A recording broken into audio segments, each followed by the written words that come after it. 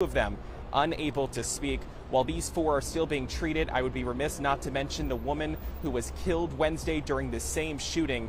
This is 38-year-old Amy St. Pierre. She was at the doctor's office for an appointment when she got caught up in this seemingly random act of violence. She was a mother of two and worked at the Centers for Disease Control and Prevention in the Division of Reproductive Health. A co-worker described her as kind, funny, and easy to work with. In a statement, her family said, quote, "Our beloved Amy was brilliant, kind, big-hearted, and simply the best of the best." It goes on to say she was driven by compassion, both in her work in the field of maternal mortality and in her everyday life. Amy was selfless always. She wanted more for others, but never for herself. The CDC director spoke about St. Pierre on Capitol Hill during a congressional hearing yesterday. Take a listen to what she had to say about her.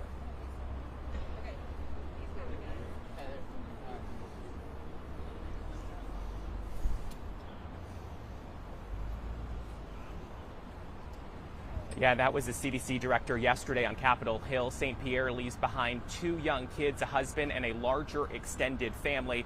And in just moments, we are going to hear from the chief medical officer here at Grady Health Systems. And he's walking up to the podium now, so let's take a listen to the update from the four victims here at Grady Hospital. So good afternoon, everyone. Robert Jansen, chief medical officer. I want to give you a brief update on the status of our four victims from the shooting the other day. So good news, everybody's doing very well. Two remain in the ICU. Both of them had surgery yesterday that was successful, and we're very pleased with their progress. One of the patients who was in the ICU is in the process of being moved out right now. She did remain in the ICU yesterday, just out of an abundance of precaution, but she's doing very well and is moving to one of the surgical floors this morning. And then one of the victims is actually going home, which we're pleased to see. She's doing very, very well. So very glad to be able to report that all four are doing well. Two, once again, remain in the ICU. One is being transferred to the surgical floor, and one is actually going home. And so the person going home, is that someone who's been in ICU, or is that the fourth? No, that was the fourth. That was the fourth who was never in the ICU. You guys have been working around the clock to be able to treat all four of these individuals who unfortunately dealt with the shooting on Wednesday. I mean, for the doctors up on the floors dealing with them, this has got to be some good news that there's so much improvement. Oh yeah, this is great news. And fortunately, when you have this type of trauma, it doesn't always go this well. But our staff has done a great job. The physicians, the nurses, they're being seen by physical therapy now. So great progress. Dr. Jansen, I know people prevents you from giving too much detail, but the patient who's going home, I don't know if you had an opportunity to speak with her. If so, can you just tell us about her emotions, her thoughts, and maybe share with you, you can share with us? Yeah, you know, the trauma from a gunshot wound is not just physical. It's psychological and emotional, and I don't think you can underestimate that impact. She's had a hard time adjusting. I mean, it's hard to go from a normal life to suddenly have something like this happen at work, and you have to deal with that. And so the post-traumatic stress is real, and it's going to impact all of them, and we know that. So she will have some adjustment, but she's doing very well. I know yesterday you spoke to us and told us that you've only spoken to two of the four victims. I assume now you've had an opportunity to speak to all four. Yeah, we've spoken to all of either the victims or their families every day. And yeah, we have.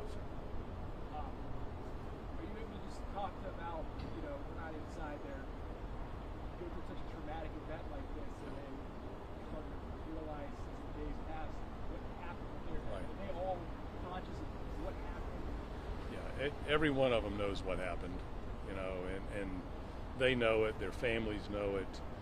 They are very grateful for the care they've received.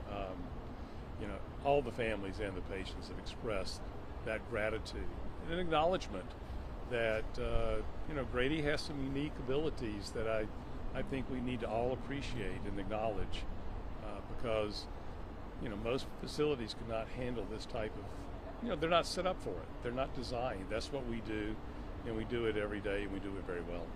Dr. Jansen, this happened just up the street in Midtown. This could have happened anywhere in the Metro Atlanta area. Do you think that played a role with how close it was, the positive outcomes you guys are getting with the 4 patients here? Well, every minute counts in these type of injuries, and so certainly close proximity helps. It's hard to say whether if they'd had to travel a greater distance, if it had had an impact on their outcomes. They were all, 3 were in critical condition when they got here, but, they were quickly stabilized, and, time does matter. What would you say to your team that has been working around the clock for these 4 individuals? The great thing about this team is they do this day in and day out. These 4 victims are just a number that we've taken care of over time. And every time someone gets better, it's a testament to their work. And every time something doesn't go well, it's devastating. Unfortunately, in this circumstance, things have thus far gone very well. Dr. Jansen, just to be clear, the victim who's been the most serious, she is able to talk now? Yes, all 4 can talk now. Sorry to make you repeat yourself one more time. If you could just reiterate. So 2 are now, again, one's going home, two's remaining critical, and one's going into surgery. Is that... So 2 remain in the ICU in critical condition. 1 is being transferred from the ICU to the surgical floor, so they have improved significantly, and then 1 is going home. What have you learned? You guys, some of the top medical staff in the country here, you guys deal with gunshot victims all the time, but in an event like this, is it too early? Can you reflect on what you guys learned? Well, you can learn from everything. The first thing we learned, though, is that we were prepared, and all the processes that we have put in place over years worked. By the time they arrived, we were ready. The rooms were ready in the trauma center, and the rooms were ready upstairs in the operating room if we needed them. And all the resources were there. So as they rolled into the door, they were immediately taken care of. There was no delay at all in any of this. We know we've got some things we can continue to improve, and we will continue to look at this and learn from it. But I think overall, we can be incredibly proud of the performance of the team. Are all of them, the rest of the other 2 in critical, expect to survive? Right now, we're very hopeful, yes. Any idea on the timeline of when they might be able to No, you can't predict these types of things. It's serious injuries like this just take time, and you go day at a time. Thank you, guys. All right, thank you. Thank you. Let you know if there's any further updates. Do you guys anticipate anything else today? Probably not. Okay. Am I?